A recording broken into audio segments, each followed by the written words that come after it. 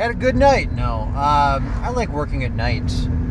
I spend most of my time in a hot spot. And not that it's necessary after you go through modern initiation. What I mean by spirit worker leader is someone who's gone through modern initiation. This is not scary pyramid initiation where you have to go into a comatose state and fly into another dimension out of your body and converse with entities for, well, in our time it'd be 3 days. Who knows what? Because you're not in time anymore when you go over there.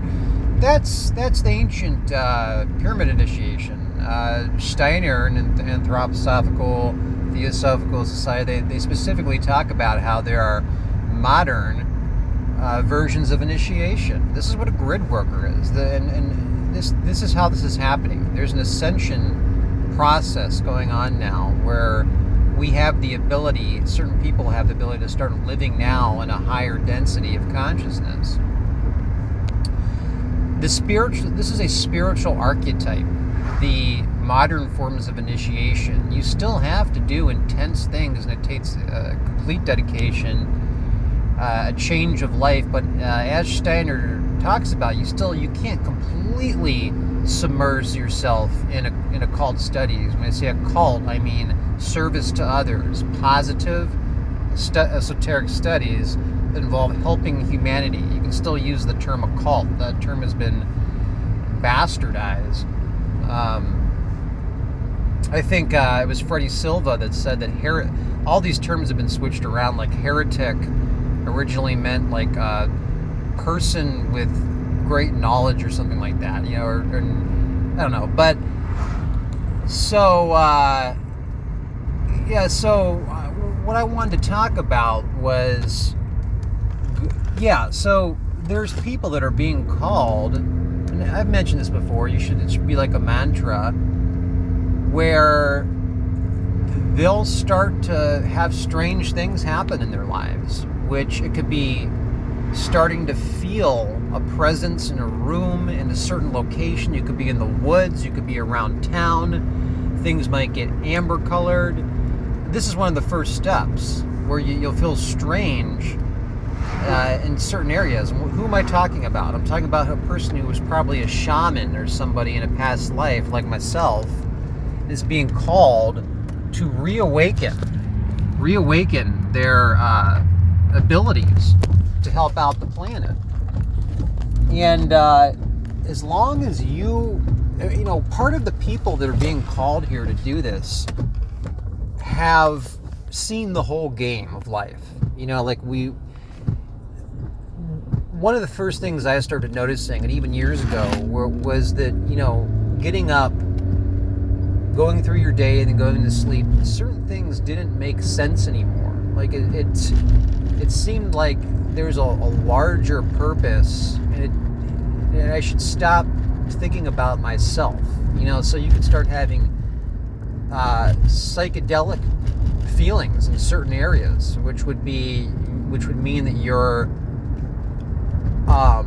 beginning to feel the telluric currents, like the Aborigines, and you start having these feelings like you want to serve others, like the things you used to do are starting to not make sense, not in a depression way, but in a way where there's just something bigger.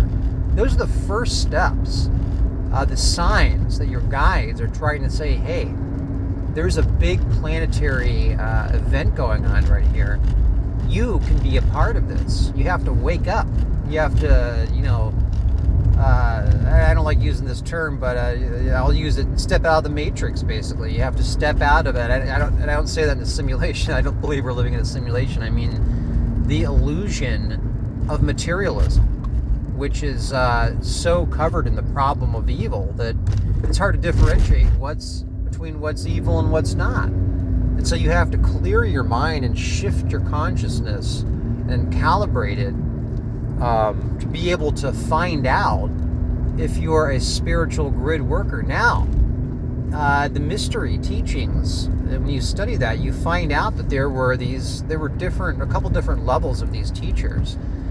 There are also people that received lesser mysteries. This is what I'm looking for. I'm looking for grid workers to help me out, a group of people Not that big of a group. And I believe the people who have had NDE experiences are automatically qualified in a way that most people are not, because you've been to the other side. And the idea is to either become a spirit leader, which would mean there'd be a couple people set up in a town that have a particular effect on this consciousness grid maintenance. And then there would be a group of other people, like maybe 30 to 40, that work within that group. And this isn't like a religion or a church. These are people that are going around engaging in service to others, but also engaging in esoteric studies and practices. And I came across something where the lesser mystery students, I forget what this was in, but it was something I was reading where someone would stand on a hill or on a platform and show these students something that this person could do and these people could see, and it was a lesser mystery. This is proof of the soul. This is what I can do when I'm trying to awaken people up to realizing they can do through a lesser scary form of initiation. I think it's even I think since Steiner talked about more of like a Rastafarian slash theosophical slash anthroposophical version of initiation, well, I feel since the atom bomb happened or was created after Steiner's time, that spiritual archetype became even more accessible, because when you've developed split the atom, that changes the game. People are now not playing by the rules. The people that are involved in the problem of evil. And I think something like the CERN Hadron Collider Atom Smasher, that can be extremely dangerous. At any point, that could go haywire. And I think that's also something that we're misusing, that's tapping into the super sensible world, which is allowing the spiritual archetype that was developed by people that went through the scary pyramid initiation, and then after that, people like the Templar monks. Read Freddie Silva's masterwork, Templar Nation. It's got like 1,200 references in the back, where it talks about these peaceful monks that were labeled as Templar Knights, but they did no fighting, and they acted as monks, and they formed these locations that had underground initiation chambers within isosceles triangles all across like Jerusalem. You have to look it up, but people like that who risked their lives and were flayed or something by the Inquisition under the Roman Catholics' radar, these are the people that were working on that archetype. And as the times change, and as the problem of evil has gotten worse to the point where we're now in this AI problem, that's allowed people to wake up. And I'm saying that you can wake up as well. I don't know how many people can go through a situation where they can show proof of the soul, but I know that I can show this. And repeat, there's something, and again, you will just stumble across these videos if you're someone that's supposed to see them, okay? And if you can do something, that's incredible, where you can show instantly someone communication with angelic guides, but you have to be on a service to others path, so you're not being fooled, because you can have a phenomenon appear in front of you, and you have to know that what you're seeing is not a negative entity, and that's part of the lifestyle of a spirit like shamanesque worker. I had to spend 2 years just figuring that out, like figuring out how you polarize in the negative, or polarize in the positive and keep the negative away. So yeah, I mean, this is a time of ascension here, a time where people are being called to wake up and reestablish this grid. What do I mean by a grid? The Enfalmos, the Delphi, the Enfalmos, that egg-shaped thing that looks like it has chain links on it. That's the consciousness grid.